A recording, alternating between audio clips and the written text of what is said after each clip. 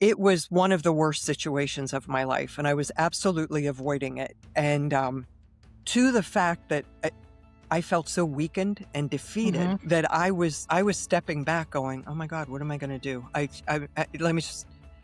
Let me just try to figure out what's next for me because I can't save this business. He's too big and overpowering." I'm going to go out on a limb and say 100% of cases, we moved forward because we felt that we were getting the kind of love, attention, Mhm. recognition, importance, acknowledgement that we were desperate to receive. Yeah. You're dealing with them in the moment, but you're dealing with a lifetime of stuff. And Yeah. so you can't solve that in one moment. All you can do is try to be as neutralizing as possible. And when people feel heard, they get neutralized. All conflict is really something is happening that you don't like. And Mhm. viewing that as feedback, not as a failure. What if the very thing you're running away from is the only thing standing between you and scaling your business to $1 million? Today on Success in Mind, we are diving into the psychology of high stakes leadership and conflict revelation. At just 19 years old, she sold her car and left college to buy her first business. Over the next 4 decades, she scaled 9 companies, employed over 1,000 people, and earned more than 80 awards for excellence in business, all while raising 2 sons as a single mother. She's a 3 time international best-selling author and the visionary who transformed the beauty industry by introducing online gift cards decades ago. I am so thrilled to welcome back to the show for her second appearance the author of Conflict Revelation and the founder of Streamline Success Consulting, Dorothy Andreas. Welcome, Dorothy. Welcome back, Dorothy, I should say. It's great to Thank have you you. again. Thank you, Terry. It's really great to be back. I'm excited to talk about your new book, or I guess your relaunched book, and to dive into that today. So today we're going to talk all about conflict revelation and how we can, or how you can help business owners to navigate conflict and to do that in a much healthier way. So I guess the first thing I want to start with is what prompted you to write this book in the first place? I come from the beauty industry primarily, and I also had a restaurant, two very high turnover um, industries. And Hmm. I had a reputation for holding on to employees for decades, um, Wow. and happy employees, like people who were happy to come to work. And I'd been asked for many years, how do you do that? So I started paying attention to how do we retain employees, and started paying attention really to our interview process, our onboarding process, our training process, integrating a new person with the team. And right before COVID, I was invited to run a workshop at an annual conference for a chain of fast casual dining restaurants on employee retention. Nice. And because that's just such an issue, we put all of this money into training our staff, and then they don't get along with somebody, and there's a lot of drama and chaos that goes on behind the scenes in Hmm. service-based businesses. And so, uh, I had prepared the workshop, and then COVID hit and everything got canceled. I called the director of education and said, if you can socially distance people 6 feet apart in a room, you don't you don't have to pay me. You don't have to compensate me. I just want to come and actually, like, I have it recorded. People need something. We need to get out of our house and come together and do something interesting. Let me run the workshop Yeah. for 50 of your managers at least. And he said, okay, give me a couple weeks. Right as I was going live with the workshop, I mean, I'm standing in front of the room. I've got my slides up and my notes over on the table. And right before I start, the CEO of the company walks in, and I got a little tweaked. He sat down in the front row and he took a copious amount of notes, and Oh. which was good. It was really nice. And as soon as the workshop was over, he came up and joined me at the front of the room and talked about these were concepts that nobody is talking about in the service industry. And that Wow. if we started to implement some of the tactics that I had shared, it would be great. And then he turned and said, if you have a book on this, I will purchase a copy for every manager in my system. And I said, I'm working on one right now. I went home that day and I said to my husband, Daryl, I am writing a book. I've already got a lot of the outline done based on what I was teaching Hmm. at the workshop. And 2.5 weeks later, this book was done. Wow, that's Yeah. incredible. Yeah. To the editor, Amazing. and it went live. It went live a few months later, and it hit bestseller the first time, and that was very exciting. It launched the week of the George Floyd tragedy, Oh, so wow. people were looking for information on Yeah. conflict, and the book won an award in 2025 for journalistic excellence, and Amazing. it really made me think, isn't now another ideal time in our history uh, Hmm. to be talking about how to resolve conflict more effectively? Yeah, And s- definitely. yeah, I decided to relaunch it, and here we are. Amazing. That's amazing. So, I would love to hear, and I read the book, and so thank you for that. It's a great read. Great. I love the stories, as we were just talking about before we started recording. I love all the stories in it and how practical this book is. Thank Um, can you share with the audience about how facing conflict can help them not just in business but in all areas of life? Right. So let's back it up a little bit, Terry, that Hmm. most people are afraid to face conflict because Yeah. it's not usually about the issue in front of them. It's everything that conflict means internally. The Yeah. intrinsic belief that we have about conflict is why so many people avoid it. And it's why there is high turnover. Hmm. It is why the staff goes home and they're on a private text string that the manager or the owner's never a part of. Because we get so busy, for one, right? Hmm. Especially if you're the founder, or especially if you're in startup mode. Um, we're busy, and we simply don't have time. And then we have this whole history of what conflict means to us. And it links back to before we even had language patterns. So understanding what conflict means to us first, like, what does conflict Yeah. mean to us?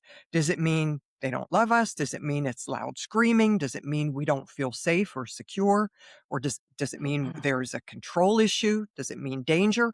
Whatever it means to us, by really getting to the root of what conflict means for us and understanding that how it is for us is not how it is for anybody else. So when we're Right. leading somebody through it, we have to remember that how we hold conflict is not at all how they hold conflict. And so it's tough to run a business because conflict happens in a business. It's tough to run a business without understanding the importance of knowing what conflict means to us and then being able to manage and regulate ourselves before a situation happens so we're not caught off guard in the moment. Gotcha. And why is ignoring conflict, um why is that a recipe for the problem to keep repeating itself? Like if we ignore it, what are the results of that? Well, if we're the leader, people think a few things. Well, they probably think many things, but a few big ones are they just don't care. See, he Mm, or she, our boss, the leader, th- they don't care that we're upset. They don't care yeah. that there's a problem. If it happens with a customer or a client and we don't address it immediately, they are going all over town because people will spread bad stories far faster than they'll spread good stories. And, you know, you ignore, I don't mean you, anybody ignoring a, a conflict or a problem or a situation or an issue, just ignoring it, it always gets bigger. It doesn't resolve itself Mhm. on its own. And so we may feel too busy. We may feel anxious about it, but avoiding it is really going, people make meaning of our avoidance of conflict, and we're not viewed as a Mhm. strong or capable leader when that happens. And do you see this affecting other areas of life as well? Like when leaders are able to handle conflict, say in their business, do you see that having a ripple effect in their life? Absolutely. I actually think it starts in life first and then it just plays itself out in Ah, business. Yeah. gotcha. Yeah. I mean, think about it. If you had an overbearing parent Hmm. and you wanted to position a different opinion about something and you were told what you thought was always wrong, you're going to Right. approach things very differently than the child who was celebrated for bringing their own thought to the process. Hmm. And when we're running a business, I always say the one thing in common with your business and your personal life is you. Um, Right. like how we do anything is really how we do everything. And Yeah. yeah, so people who have a lot of chaos and drama in their business Hmm. often will have a lot of chaos and drama in their personal life as well, with relationships, with friendships. Um, Yeah, because it's that ability to say what we're thinking without being afraid of how we're gonna be left feeling or looking after we do that. Right. And you describe in the book a lot about how our early stories, our early childhood stories, how they influence adult behavior Yeah. later on. Can you talk a little bit about that, of how those stories impact us a little bit more as we get older and move into business and other areas? Yes, well, I mean, it's not that everybody had an unhappy or a miserable childhood, but we all had Hmm. parts of our childhood that we loved and we treasured, and we all had parts of our childhood that we didn't, and we make meaning of Yeah. those. And, in the book, I talk about archetypes, and I do a lot of Yeah. training around archetypal behavior. I find it to be fascinating. And, the archetypal behavior really influences us because it's formed as our way of surviving certain situations when we're very young.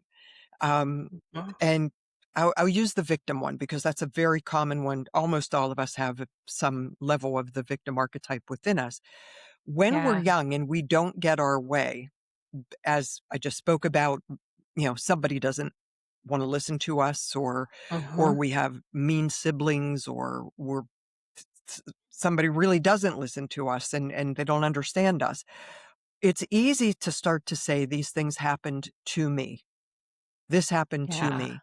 And the very minute that we add those words to me, I know it's interesting when I'm coaching or consulting, I have a piece of paper that has in big letters to me. And when somebody starts doing that, I'll hold that up and say, just recognize what you're doing here. When Yeah. when we end a sentence in that, like, that happened to me, or they did this Hmm. to me, we're putting ourselves into this victim place that links us to a part of ourselves that it's was just surviving in childhood. We are no longer Right. that person anymore. We are no longer that person. I'll use the saboteur as another one I'd like to Hmm. talk about. When we try things as children and they don't work out, it's easy to give up. Some people are tenacious and courageous, and by God, they're going to find their way. But other people Yeah. will somehow get messages, don't even try it. It's not going to work.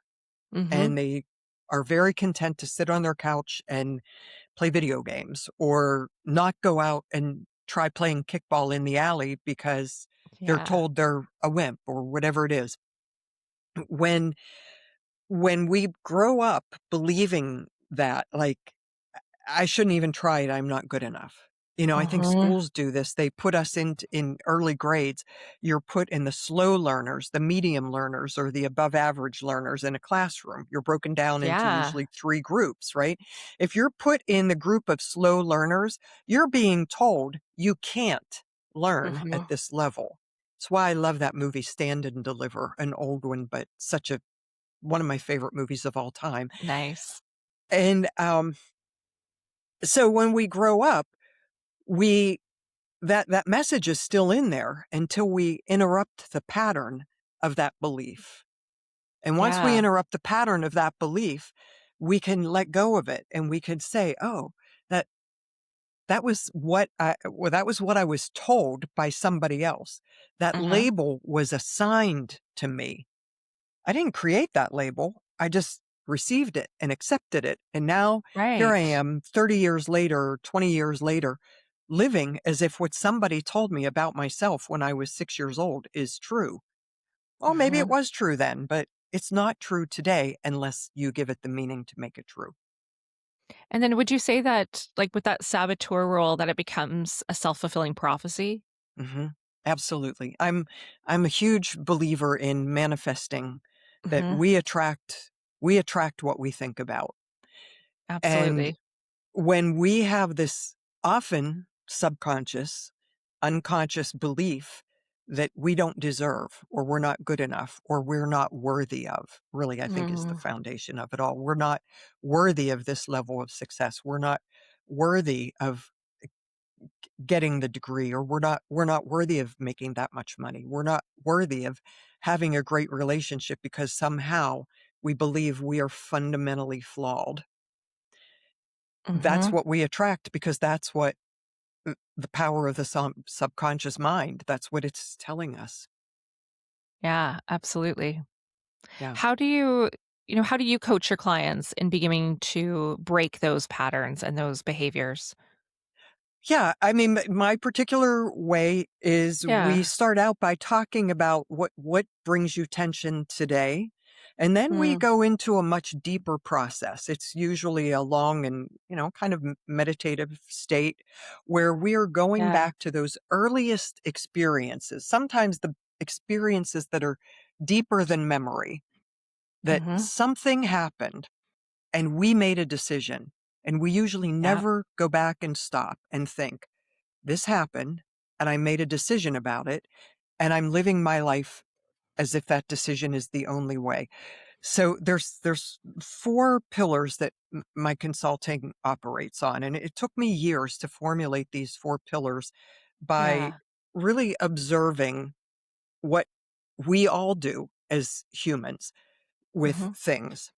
The first one is stories, right? We have these stories in our head and we live as if those stories are true. We approach a situation, if your story is different than my story, we approach the situation completely differently. We Yeah. live by the story that's in our head, and our ego wants us to keep that story alive. So the first pillar is stories. The second pillar is systems. I scaled Mm. businesses based on putting systems in place, and I started thinking about 20 years ago, what are the systems our mind does? Right. To the right? So we will put systems in place to always keep the story alive. It's how we attract people into our life when we think, "Oh, if I fix them, I'll be okay." We might not even consciously be aware of this, but Yeah.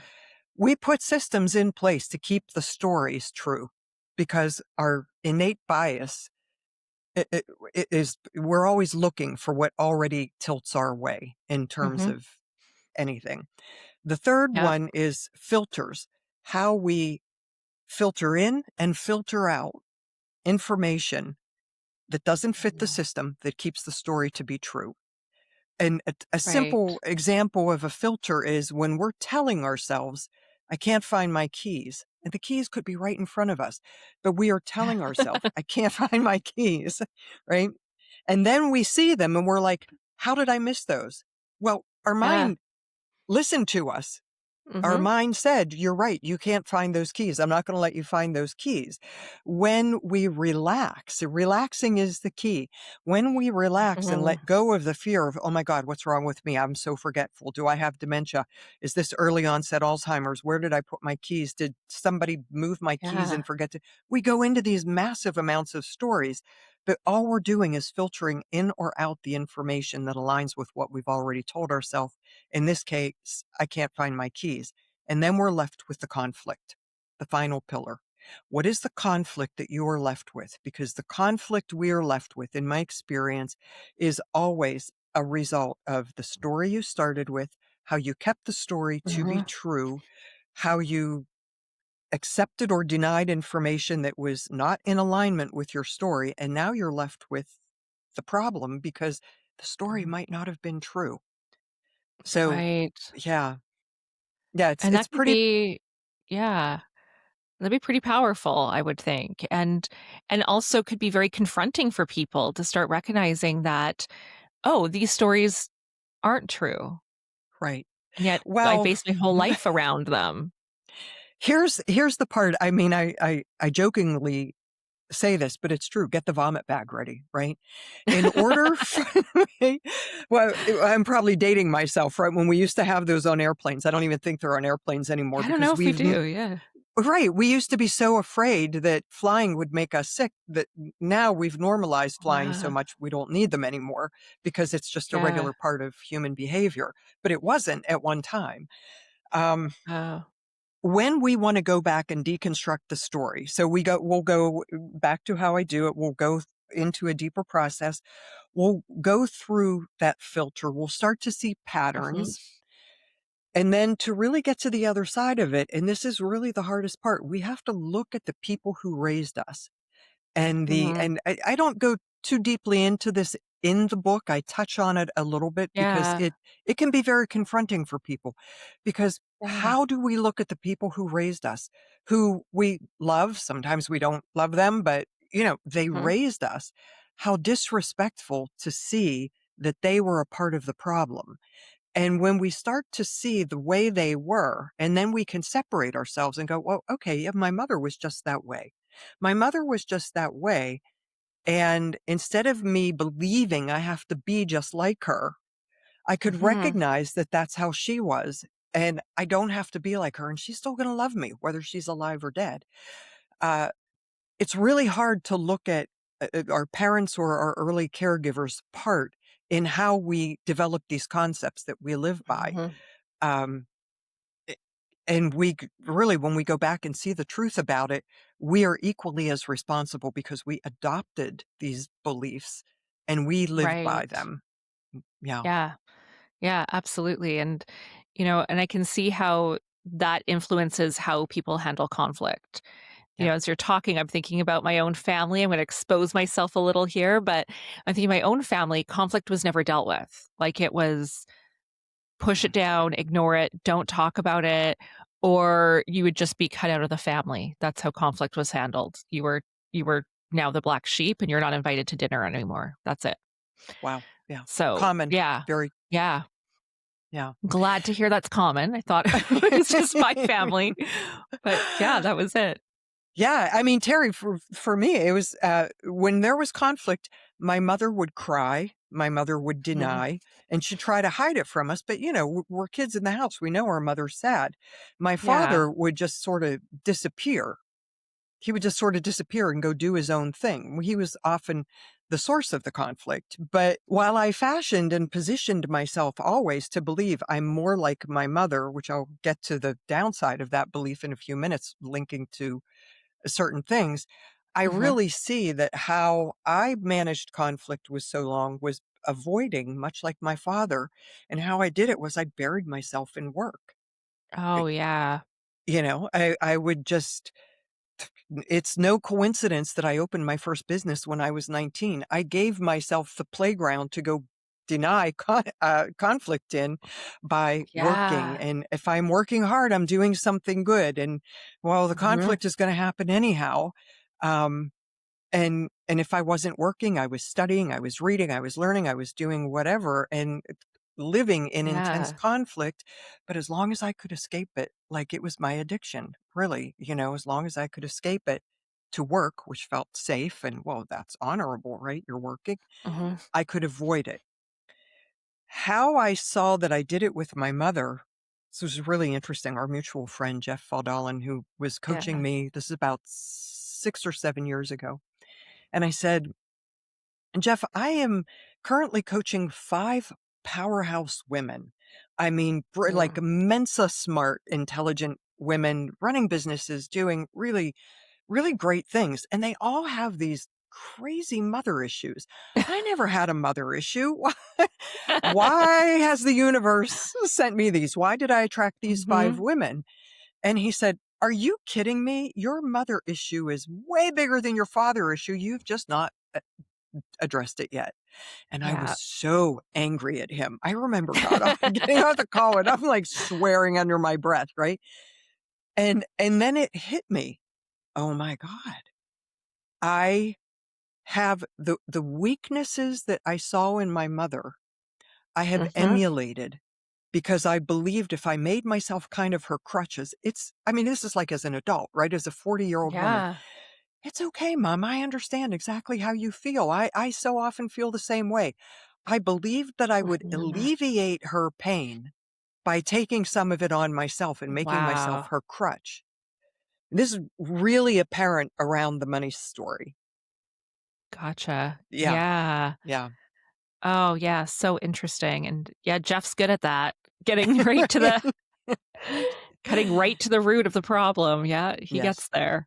yeah, Yeah, so interesting, and I'm sure a lot of people listening are as you're talking, are seeing those patterns in themselves, how maybe they have played out those similar behaviors from their parents. I know I'm thinking about it. So, yeah, thank you. Thanks for sharing all of that. Um, yeah. Now, in the book, you talk about going through a very difficult business partnership and Mm, the conflict that arose from that. Do you think, as I'm hearing you speak about this now, do you think that you were avoiding dealing with that conflict mhm, by working? Because it sounds like through the book, like you were working really hard through that period. yeah. And yeah, were you avoiding the conflict or were you even able to recognize that that problem was there at the time? Well, in retrospect, I can very clearly see I attracted this person who was going to rub salt Mhm. in my wound, right? And we Yeah. so often do that. We pick from our wound. I attracted the person who looked so fabulous right up front. And um Wow. and then a personal relationship developed between us. And that Right. complicated things. And now I've got personal emotion involved in and business going, Yeah. and I didn't, with that particular business, I had no idea how big that business would become and how Mhm. important what titles or stock meant. And Gotcha. I share this in the book, but I mean, I just didn't know. I was fairly young when this happened. And Yeah. the business went on to do Mhm. phenomenally well. And I hated what was happening, and I buried myself in work because I kept thinking, "I'll just work harder and I'll fix it in the business." And it was eroding my soul. I mean, when I look back at Wow. photographs of myself during that time, I had rosacea all over my face. I Wow. mean, it was, a friend of mine who teaches psychology at University of West Virginia said this to me years ago. If psychologists and dermatologists could get together, it would be a win. Oh, yeah, interesting. And I go back to Louise Hay, who I studied in the Mhm. 80s. Every physical ailment is a representation of a unhealed emotion. And that's exactly what it was. My face literally was trying to protect me from what was happening. Wow. This partner was insidious, and the details are in the book. And I Yeah, mean, I don't go into every detail because it played out I'm over sure. a long period of time, but it was one of the worst situations of my life, and I was absolutely avoiding it. And to the fact that I felt so weakened and defeated Mhm. that I was stepping back going, "Oh my god, what am I gonna do? Let me just try to figure out what's next for me because I can't save this business. He's too big and overpowering." And my Yeah. insurance agent called me. Actually, I called him. I had a question about something, and he said, "What's going on?" It was a little bit public that this scandal was happening in my business, Okay. and because it was a very high profile business, and he said to me, "Well, where is the money going? Where is the money that's being siphoned out of Mhm. your business going?" And I said, "Oh my God, it's going into another business that he's building." Like all of a sudden, that question was the clarifying Wow, yeah. part for me. And as soon as I saw clarity that was triggered by just a practical question, that my Mhm. tension and stress and fear it was so overwhelming and ever present, I couldn't see the practical question. And as soon as I was asked the practical question, everything changed. I immediately, that day, I called my lawyer and I'm like, "Oh, we need to find out where the money's going because it's not Yeah. going into our bank account." And that was the beginning of how we got to the other side of this really incredible chapter. But to your point, Yeah. yes, I attracted from a wound. I Mhm. avoided seeing it because it was going to force me to see what I was doing in it. Yep. And my victim archetype at play, while he's doing this to me, Mhm. created fear and tension that kept me back from seeing the truth. And then once I felt the truth and saw it, I could stand in my power and move forward and go, okay, I I don't need to be taken advantage of anymore. I need to stand for myself here and move Yeah. forward. And it was the best thing. I mean, I had to buy him out for a tremendous amount of money. He didn't Mhm. have one penny in the business, and I doubled the revenue in the next year. So, That's amazing. yeah, it was like, I remember at that time feeling like the phoenix rising from the ashes. Yeah. Yeah, it What was tough. yeah. What inside you do you think kept you going through that? Because I know, and as we were talking before we started recording, we'd said that most people would have just folded up. They would have walked away from the business at that point. They wouldn't be able to keep going through it. So what got you through that? Um, I was, single, and I had Mhm. 2 children, 2 young sons. My mother was in a nursing home, and I was solely her financial responsibility, so Yeah. I had to fight. I needed an income, Mhm. so like that right on the brink of going, I'm gonna walk away and go get a job working for somebody else. Like, Yeah. thankfully, it happened, but I think here's the other thing, going back to the power of our subconscious mind. I had a treadmill Mhm. in my house, and every morning before I'd get my kids up, I would go get on that treadmill for 15 minutes, and I would put the most tense situation that I thought I was going to be dealing with that day about Mhm. this, because it was ugly. There were lawyers and accountants involved. I would put Yeah. that project in my head and I would turn the treadmill on and I would run. And I hate running. I'm not a jogger. I'm not a Me too. runner. Me I've too. never been, right? Like, I mean, I walk and that's about it. But I had so much anxiety. I would run on the treadmill for 15 minutes until I was clear about what I was going to feel comfortable saying in these Nice. conversations. And as I got clarity on that, that would happen. And once I'd get clarity until my 15 minutes was up, I know this sounds so cheesy, but it was what worked. I No. would be singing the Helen Reddy song. Um, I am strong. I am invincible. I am woman. Nice. And I would be going through the lyrics of that and telling my mind, I am strong. I am invincible. And what I was doing was, Mhm. I was manifesting strength. I was telling Yep. my mind, I'm strong, I'm invincible. And while I was making myself physically strong running on the treadmill, I would get off the treadmill and I would be ready. Like that was my armor. Nice. So That's amazing. it was a tactic. It was a tactic that I Yeah. developed and created during that time. And Terry, I have to tell you, I've been in other stressful situations since. When I feel that I'm in a high anxiety or high stress situation, I'll employ a variation of that, what I just Nice. described to you. M- Yeah. Something for anybody who's listening here, when we feel that intense weakness, Mhm. or when I was 19 for a few years, I was in a domestic violence relationship. I think I talked about that a little bit in the last one, and that You is did, so yeah. defeating. And how do you Yeah. get the strength to walk away from that? It was very similar. I mean, I had Mhm. to just keep telling myself, I am strong enough to do this. I am strong Yep. enough. I am strong. I can do this. I see exactly what's happening. I don't need to allow it to happen to me anymore. I can't fix this person. I don't need to prove myself to this person anymore. Mhm. I need to take care of myself. And in this recent story we're talking about, I need to take care of myself, my children, my mother. my staff, my clients, and my community where our business was. And that really was my primary focus. Wow. Do you think that coming through that, helped build your resilience for future conflicts?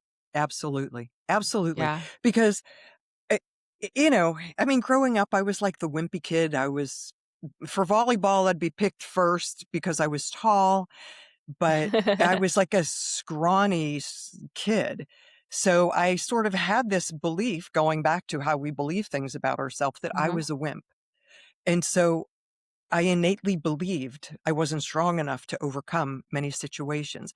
Surviving that Mhm. situation was well, going back to the domestic situation. I remember the day Yeah. I made the decision, this is done. I'm done. I'm done. I I have had it. I have had it. Um Yeah. th- I remember saying to myself, if I don't learn a lesson from what I have put myself through in these past Mhm. few years, I'm a jerk. What is the lesson that I have learned? And I was in my very early 20s at that point. The lesson was I do have the strength to survive. And I'd forgotten Nice. about that lesson, but going through this situation with the partner, I had to recall that lesson up. And so it's a Yeah. lesson that whenever I start feeling that sense of defeat, or I feel like somebody's around who's gaslighting or who's doing something else, I just kind of quietly say to myself, I could choose to be here, or I could choose to remove myself from the situation. Nice. Yeah. Nice. And how has that informed you moving forward into other partnerships or collaborations or working with anyone as you moved forward Yeah. from it? I think for humans, it's always so easy to overlook the things that we don't want to see. And then Mhm. once we find ourselves in a situation and we go, oh, how did I miss this? If we look back, we can see it in almost 100%. I'm going to go out on a limb and say 100% of cases, we moved forward because we felt that we were getting the kind of love, attention, Mhm. recognition, importance, acknowledgement that we were desperate to receive. And so we Yeah. overlook these things because everything else looks so good. And then as the relationship or the situation starts to unfold, we can look back and see this is exactly how I did this before. So in my consulting, we use a pattern that's a deep V, where we say, okay, you're going along, and we really deconstruct the pattern of how people do it. And I had to figure this one out for myself as well. Yeah. What happens when we lose our confidence? Because losing confidence is the first thing that puts us a little bit Mhm. on a downward spiral. We lose our Yeah. confidence, and what do we do when we lose our confidence? Like, so if I'm speaking with a client about it, I'll usually have them close their eyes for this part of the process. The very second you lose your confidence, what are you feeling? What are you thinking? What's happening? And we Yeah. write down the primary word, the feeling, and we try to link it to a place in their body. Is it your Cool. shoulders? Is it your jaw? Is it your butt cheeks? Is it your fists? Is it your stomach? Like, where are you feeling this? Because it always Mhm. shows up in our body before it shows up in our mind. Back to my landmark days, experience the experience in your body. Then Yeah. next we look at, okay, so if we lose our confidence and we're not able to turn things around and we're starting to spiral, and the next thing that happens is we start operating a little bit out of integrity, taking Mhm. shortcuts, feeling desperate. I'll use a business example Yeah. of this. There's a downturn in the economy, and the first three things we try to get our business back on track don't work. We're losing our confidence. Then, Mm. what does out of integrity look like in business? It looks usually like taking shortcuts, Mm. not paying bills on time, putting things on a credit card and not paying them off, going to a cheaper product, or sizeflation is an ideal example of that, right?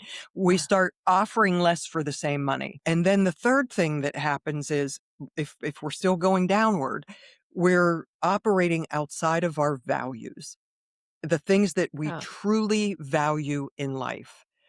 And when we ditch our values, our ego is just running the show. The ego that Wow. says, you can't do better. You don't deserve better. You're Mhm. worthless. You're meaningless. You're powerless. Um, and we wallow down in that quicksand until Mhm. we're so disgusted with ourselves that we go, okay. Like for me, it was that clarifying question Yeah. on the phone. Where's the money going? That was like oh, okay, I'm ready to come back to life now. I've Nice. suffered Yeah. long enough.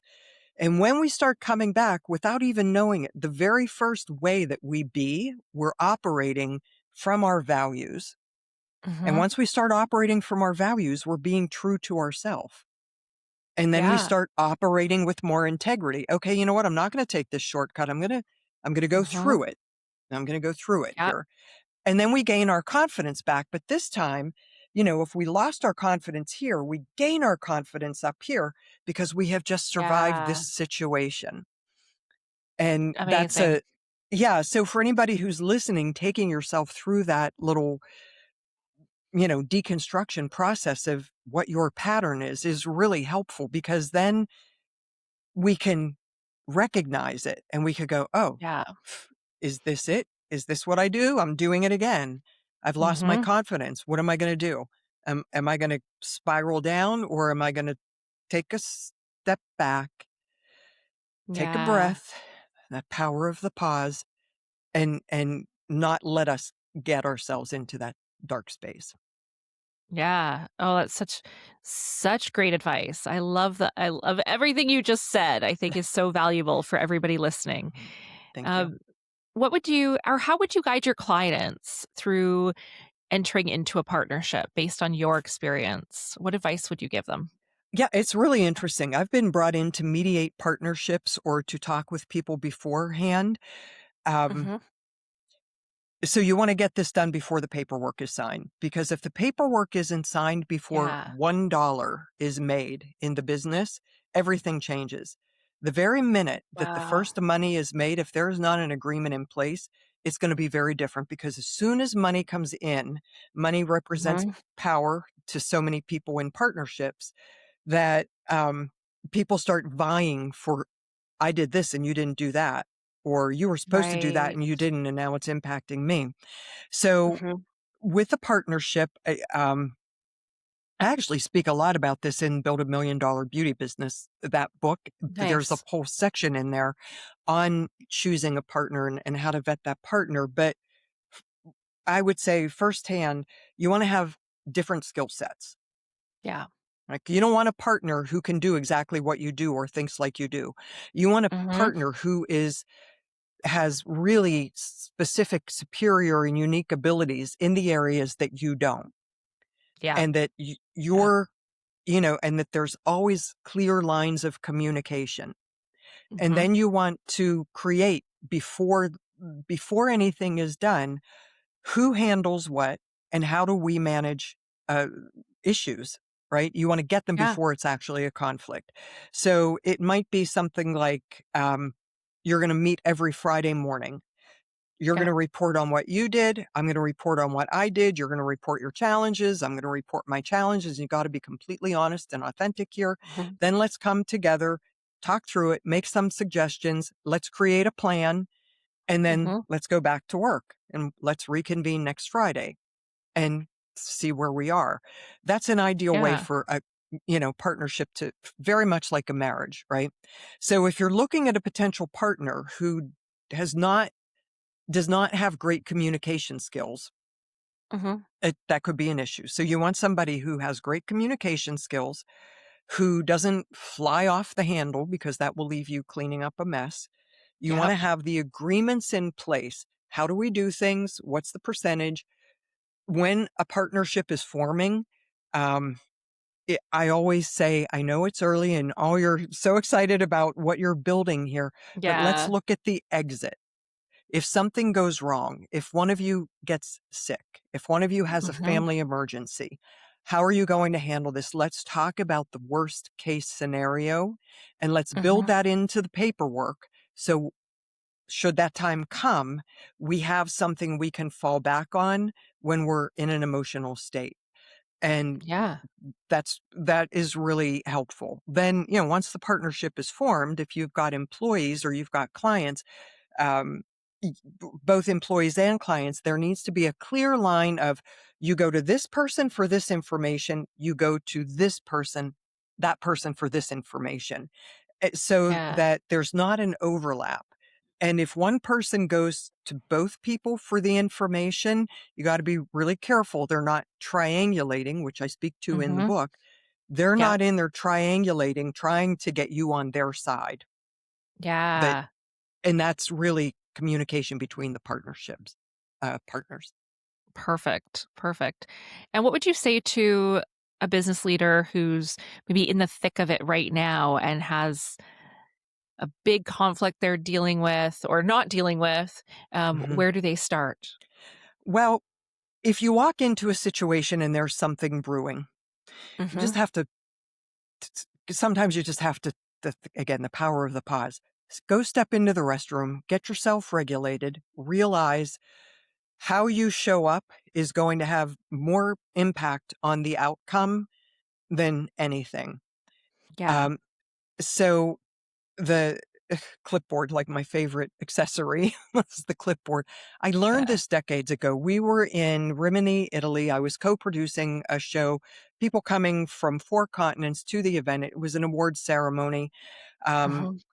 for people in the beauty industry, and there was a lot of presentation happening, a lot of big egos. The biggest names in the beauty industry were there, and it was fabulous. There was, a situation with 2 people who had come from a Nordic country, different culture, different communications, then different just different ways of communicating, and there was, something was missed on the schedule where they were supposed to be performing, and they had put a tremendous amount of resources into their presentation, and somehow it got Yeah.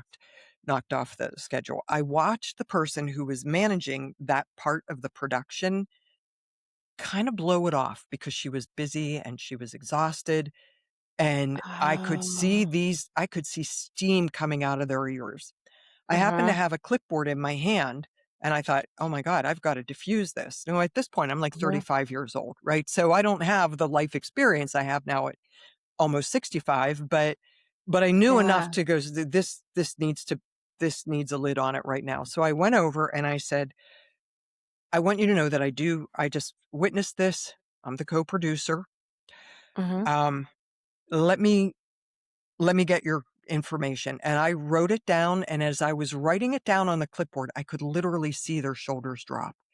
And I said to them, Wow. "I can't answer you right now. Give me an hour. I will come Nice. find you." I went, I did what I did. I came back to them in an hour, and it totally changed their whole experience. Um, it- Wow. there's another story that I think it's worth sharing, and this is, the difference in cultures. This is a few years ago. I'm in Pittsburgh and I walk into the Verizon store on a Saturday morning.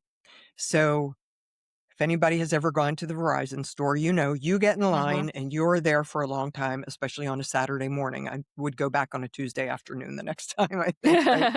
But I get in the line and there's these little like stations, like sort of little tables where Mhm. the Verizon employees are helping people.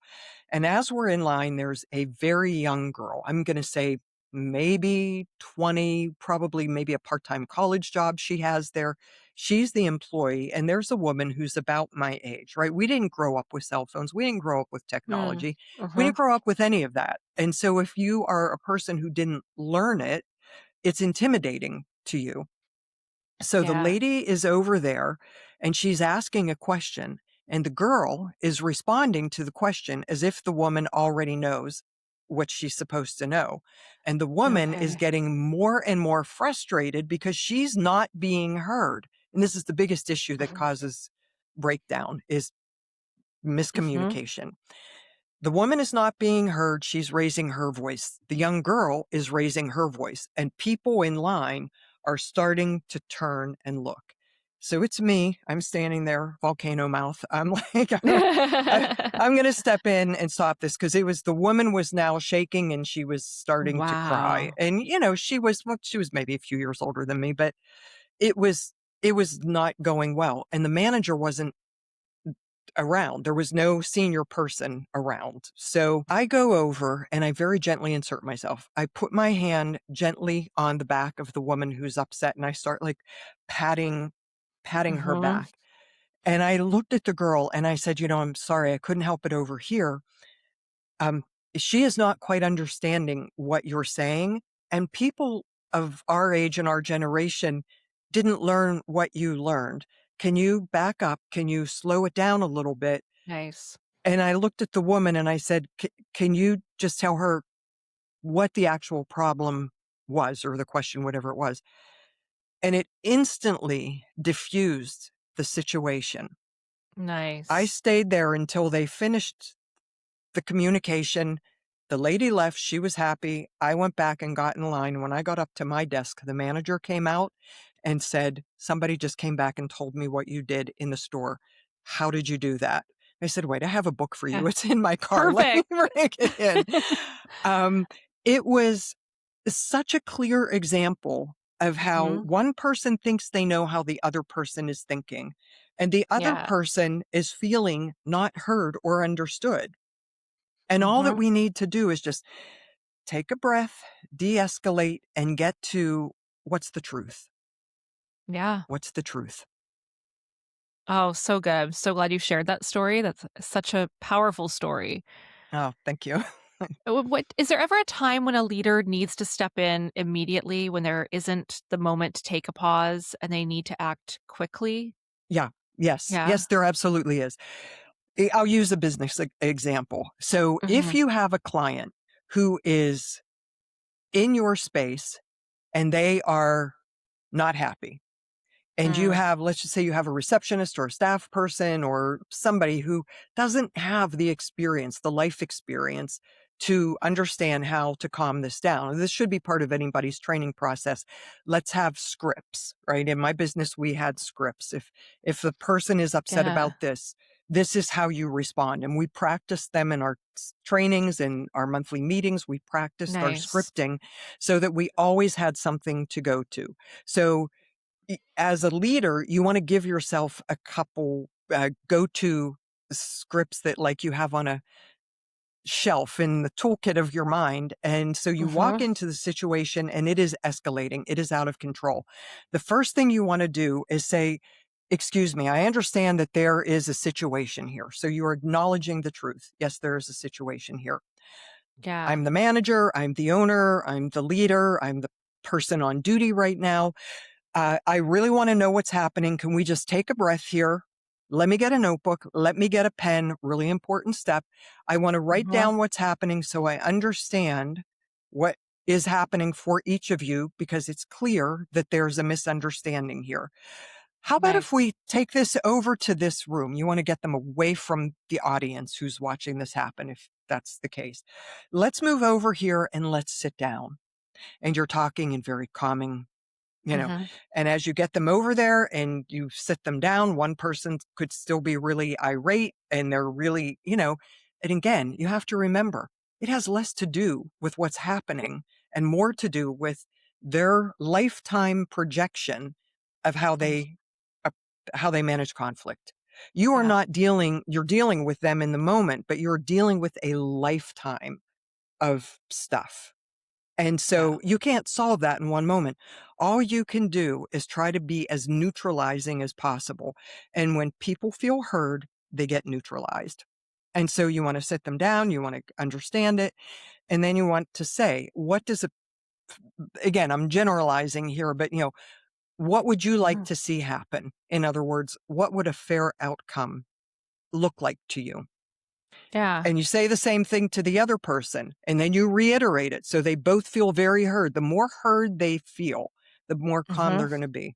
Okay, I understand you want to have this cup of coffee, and I understand you want to have this bottle of water, and you cannot agree on this.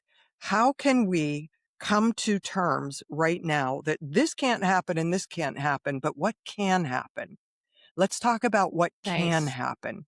What do you think could happen? And then they start to feel like they've got ownership for the outcome. That's no Nice. longer a fight, it's now a solution. And that's a really important piece. Perfect. Oh, so good. And now, Dorothy, I have some rapid fire questions for you if you're game. I'm game. Okay. What's the best last book that you've read? um, Wait a minute. Let me look in. I want to get this right. So I'm going to go Perfect. to my Audible because I usually listen on Audible. It is a Nice. book. For years I participated in the Strategic Coach with Dan Sullivan. Oh, yeah. Um, it's called The Entrepreneur's Edge with Dan Sullivan and Joe Polish. Really good. I loved it. Nice. Loved it, loved it. Yep. Oh, I'm going to check that out. What's your favorite TV show right now? Um, Favorite. We're in the midst of a couple of them. We're Okay. watching Landman. We're loving Landman. So good. I know Lincoln Lawyer just came back out. We're going to get caught up on Lincoln Lawyer. But while we were waiting for something new to come out, we Mhm. decided to go back and rewatch Nashville, which is like a Oh, one, yeah. right? I started it like back in 2012, and I think I only watched one season. We're rewatching it right now. It really is like a 10,000 hour soap opera, but Yeah. I am loving these characters. I'm just loving them, Yeah. and we are finding ourselves. Usually, I'm like an early to bed, early to rise girl. We're staying up until like 1 o'clock in the morning because we're like, we just have to see one more episode. What happened? You know? Wow. Yeah, Wow, good, yeah, yeah, and I have to say I love Landman, that is one of my favorite shows right now, and I yes. love the female characters, they're so strong and so well developed. He writes really great female characters. I agree with you. And it's interesting. I didn't like the wife at first. I thought she is so obnoxious, and now I actually see she stands in her power. Yeah. And she knows exactly how to use her power, Yep. and the Demi Moore character, Oh, same so thing. good. She's had to really step up and step into this role they've created for her, and she Yeah, trusts her gut, and I love that. I love that. I love it, so Yeah, good, so good. yeah. What's your go-to treat? Ooh, I have my current go-to treat for the past couple of months at the end of the night. I was on keto for a long time. I Mhm. tend to eat healthier. I tend to eat low carb in general. Yeah, So I try to stay along those lines. yeah. But Costco sells the big canister of uh, candied praline pecans. And Oh, so at night when I want something salty and sweet, I'll have like a half a cup of those. And oh my God, they're so good. And that I'll have sounds that and really good. a cup of tea. And just that's like, I Yeah. feel, yeah, it's really good. That's my current treat. I'm gonna have to look for those next time I'm at Costco because that sounds amazing. Um, and what's your can't live without it business tool? Um,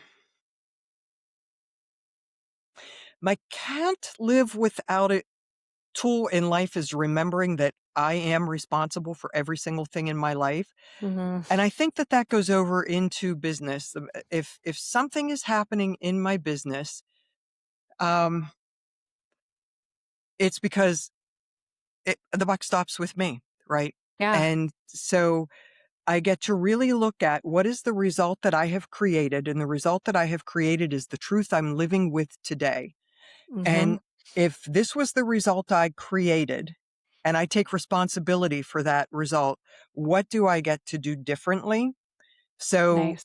that's sort of like me putting myself through that. Next, it's education. I think it's learning. It's Yeah, education is such a strong business tool. absolutely. Yeah. And for those who are ready to dive deeper into your work, where can they find your book? How do they connect with you for coaching? What's the best place for them to go next? Probably over to my website, streamlinesuccess.com. I'm on Instagram under Streamline Success. I'm on Yeah. LinkedIn under my name, Dorothy Andreas. But My website, streamlinesuccess.com. I've got some really valuable tools there Mhm. to some systems you want to put in your business right away. There's a question over there, a questionnaire with 6 questions about how to get your money mindset opened up a little bit and start to Yeah. see how that is. So there's some valuable downloads. You can also click on the link and get right to the book, Conflict Revelation. Tell them about the reviews.